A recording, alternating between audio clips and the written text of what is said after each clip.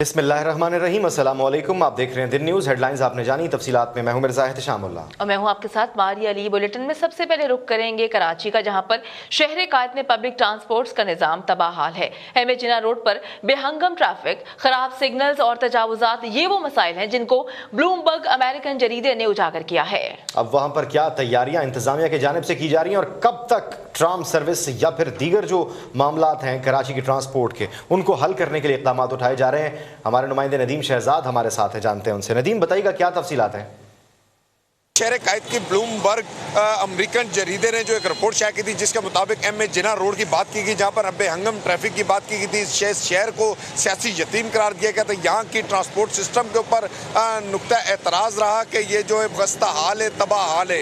इस सवाल से इस वक्त हम जिना रोड पर मौजूद है। यहाँ पर अगर देखा जाए तो यहाँ तक कैमरामैन दिखा सके तो बैक पर ये डबल शाहरा यहाँ पर आकर इख्तिताम पजीर होती है जामा क्लाथ के मोड़ पर, और यहाँ से मुख्तलिफ रास्ते निकल रहे हैं, लिंक रास्ते निकल रहे हैं, और इससे आगे ये सिंगल जिना रोड है जो पोर्ट कासम तक जा रहा है, और ये वो शाहरा है जो कराची से लाहौर, पेशावर, खरब तक जा रही है। इस हवाले से इस शाहरा पर बेहंगम ट्रैफिक का जो मंजर है यहाँ पर भी बिल्कुल वाज़े नज़र आ रहा है कि इस वक्त यहाँ पर चारों अतराफ से ट्रैफिक ही ट्रैफिक है, और इसकी रोकथाम के लिए देखा जाए ट्रैफिक एहलकार यहाँ ज़रूर नज़र आते हैं। लेकिन इन तमाम चीज़ों के अलावा अगर देखा जाए, बात की जाए जो इस रिपोर्ट में बात की गई कराची की ट्रांसपोर्ट की खस्ता हाली की, तो इस वक्त सिंध गवर्नमेंट की जानिब से तो यहाँ पर कोई ट्रांसपोर्ट है ही नहीं कराची के अंदर, और जो सर्कुलर रेलवे वो भी तातुल का शिकार है। ग्रीन लाइन बस मनसूबा भी तातुल का शिकार है 6 सालों से।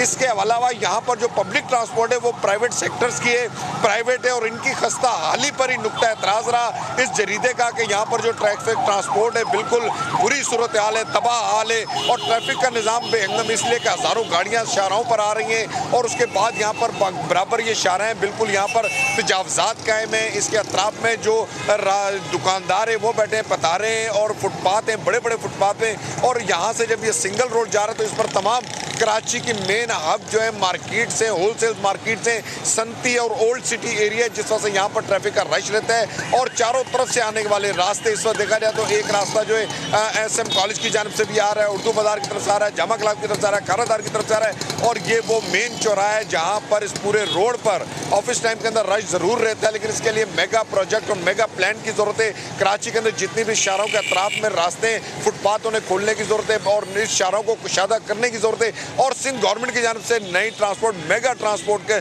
सिस्टम को यहाँ मुतारफ करवाने की ज़रूरत है, और बसेस का मनसूबा यहाँ पर चाहिए। पब्लिक ट्रांसपोर्ट की सूरत के हवाले से मालकान को चाहिए कि वो भी अपनी गाड़ियों की दुरुस्तगी के साथ साथ बेहतर करें, ताकि जो इस वक्त जो एतराज़ हुआ वो कराची की ट्रांसपोर्ट के ऊपर, और ट्रांसपोर्ट इस वक्त पब्लिक सेक्टर्स की है, गवर्नमेंट की ट्रांसपोर्ट चूँकि यहाँ पर सिरे से ही मौजूद नहीं है। इस हवाले से कराची